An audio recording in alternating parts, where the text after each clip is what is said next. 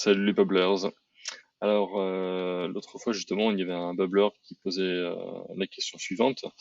Euh, Dans Bubble, il y a une action native qui permet de déclencher, donc, enfin, qui permet depuis une parent page de déclencher un workflow appartenant à un reusable element, mais le sens inverse n'est pas proposé.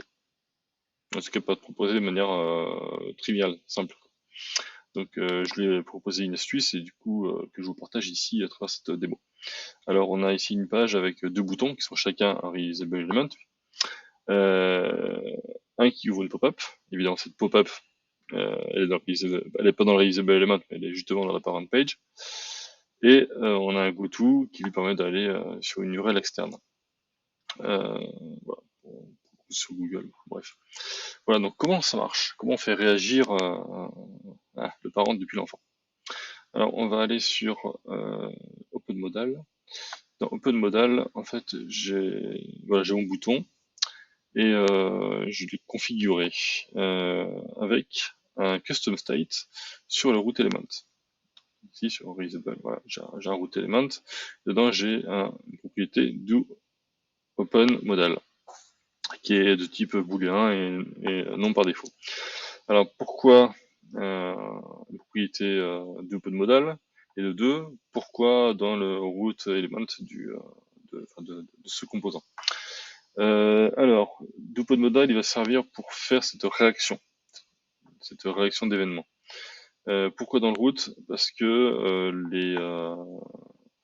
les éléments dans le root sont exposés, sont visibles, accessibles depuis le monde extérieur, notamment la page parent. Voilà. Donc, qu'est-ce qui se passe quand je clique sur le bouton?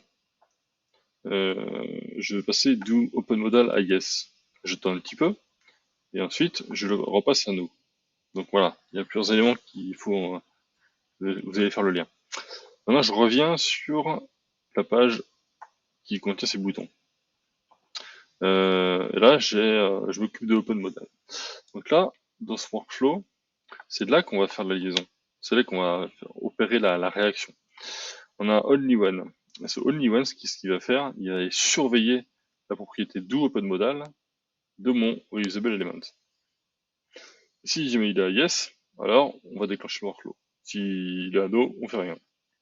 Et ça se passait à chaque fois qu'il y a un changement de la valeur de la propriété. À chaque fois. Parce qu'on peut très bien vouloir déclencher le vecteur de la pop-up 10 fois si on veut.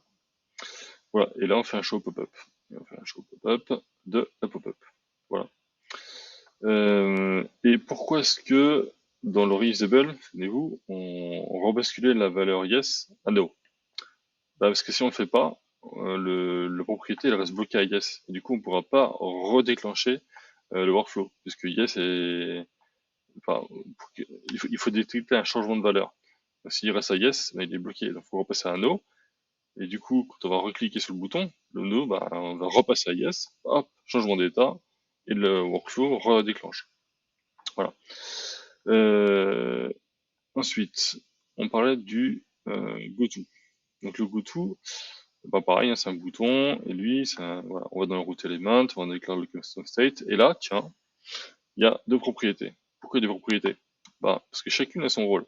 La première, c'est de déclencher l'action de goto, et la deuxième, c'est de dire, on déclenche, mais moi, je dois te fournir l'URL vers laquelle il faut aller. Donc, il y a deux informations.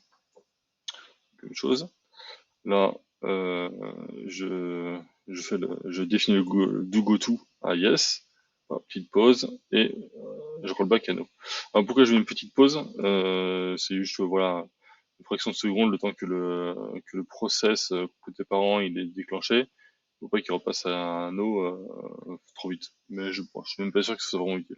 Parce que du moment que il y a le changement d'état dans le sens attendu, c'est bon quoi. Voilà. Et du coup, côté la page, pareil, je vais surveiller le do goto de mon composant goto. Et s'il est à yes, hop, ça va m'ouvrir la pop-up, enfin ça va m'ouvrir la page externe avec l'URL qui est fournie par le composant. Voilà. Et pourquoi là je mets un every mais just once, c'est parce que une fois qu'on a redirigé, c'est bon quoi, c'est fini.